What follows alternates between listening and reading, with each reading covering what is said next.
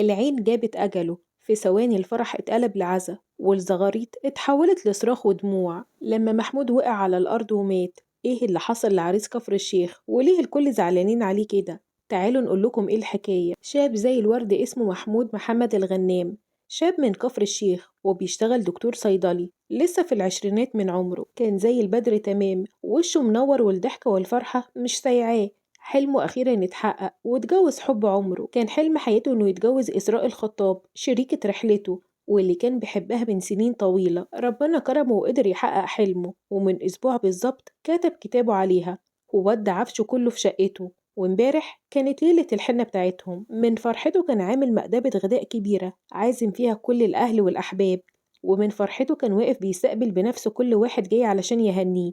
كان عازم ناس من جميع البلاد اللي حواليه. البلد كلها كانت الفرحة مش سايعاها، وده لأنه كان على علاقة طيبة بكل أهالي البلد، لأنه كان شخص طيب وخلوق ومحترم، وكان كل أهل البلد فرحانين له من قلبهم. لكن القدر كان له رأي تاني، ومحمود وسط الناس وهو بيستقبل المعازيم فجأة وقع على الأرض وأغمى عليه. الناس كلها جريت عليه من كل حتة، وأصحابه شالوه بسرعة وودوه المستشفى. وقتها الكل كان فاكر إنه أغمى عليه من الإرهاق، خاصة إنه تعب من التجهيزات وكان واقف بنفسه بيشرف على كل حاجة. ده غير كمان إنه ما كانش عايز يعمل فرحه في القاعة، ده كان عايز يعمله في الشارع علشان يسيع كل الحبايب اللي كان عازمهم من كل مكان. فكان بيحضر لأسوان الفرح وواقف بنفسه بيشرف على كل حاجة مع صحابه. لكن كل الأصوات دي قطعها صوت الدكتور وهو خارج من الأوضة وبقول لهم: البقاء لله، محمود تعيشوا انتوا، العريس مات. الخبر نزل صدمة لكل الموجودين، لدرجة إن اللي كانوا واقفين سكتوا وما نطقوش ولا كلمة.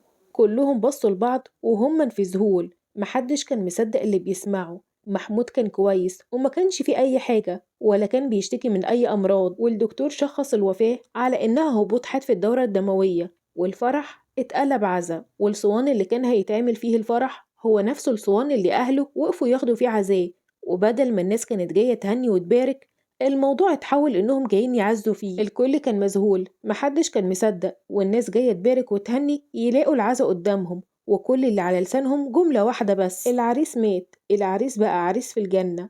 أما أهله فلا حول ولا قوة لهم، محدش فيهم بينطق لحد دلوقتي من الصدمة، ومحدش فيهم مصدق اللي حصل، وكأنه في كابوس ومستنين إنهم يصحوا منه. أما العروسة في حالة انهيار تام ومش مصدقة أي حاجة من اللي حصل، وما بتتكلمش ولا بتنطق. محدش أصلا كان مصدق اللي حصل، والسوشيال ميديا كلها اتحولت لسرادق عزا. الكل كان بينشر صورته وبيدعيله بالرحمة. وأول يوم كان مفروض يقضيه في عش الزوجية اتكفن وراح عند اللي أحن من الناس كلها: ادعوا لمحمود بالمغفرة، وإن ربنا يرزق أهله وحبايبه الصبر والسلوان على فراقه.